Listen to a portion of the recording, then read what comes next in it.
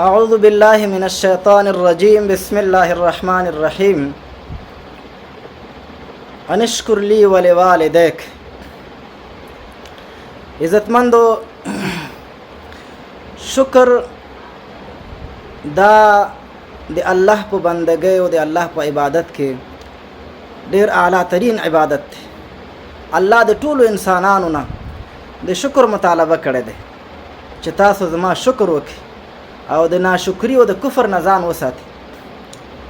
عزتمندو، شکر داسې د الله عظیم شان نعمت ده، د الله دومره اوچته بندگی ده چې الله رب العزت نوح علیه السلام په باره کې په سورت بنی اسرائیل کې فرمایلی دي.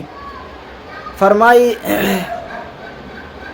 چې انه کان عبدا شکورا. نوح علیه السلام چې ده زما شکرګزار بندو. او په سورت سبا کې الله رب العزت فرمایي چې د داود علیه السلام خاندان دوی شکر کړو. اعملوا آل داود شکرا. تاسو د شکر عملو کې اے د داود علیه السلام خاندانه.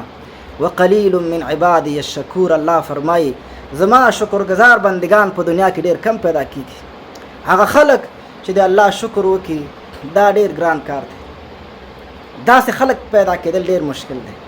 وجه دا د عزتمندو چې شکر څه ته وایي دا خبره اوس پیژندل پکار دی. عزتمندو، شکر ویل کېږي دې ته چې د الله ورکړی شوی نعمت یو کس د الله د خوښې مطابق استعمال کړي، دې ته شکر ویل کېږي. اوس په دې ټکي کې چې موږ او تاسو د شکر په دې معنا کې سوچ وکړو، نو د الله یو نعمت خپل ځان ته مخې له کېدو او بیا په هغې سوچ وکړو. دا سترګه موږ ته چې الله را کړې دا د الله نعمت دی.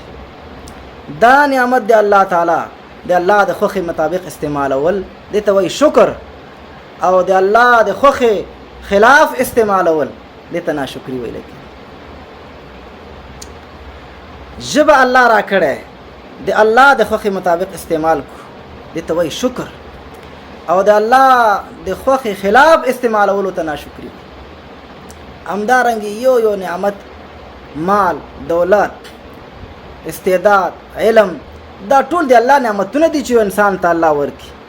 دغه نعمتونه انسان د الله د خوښې مطابق که استعمال نه کړي نو د انسان ته ناشکره انسان وایي، او که د الله د خوښې مطابق استعمال شي دې ته وایي شکر.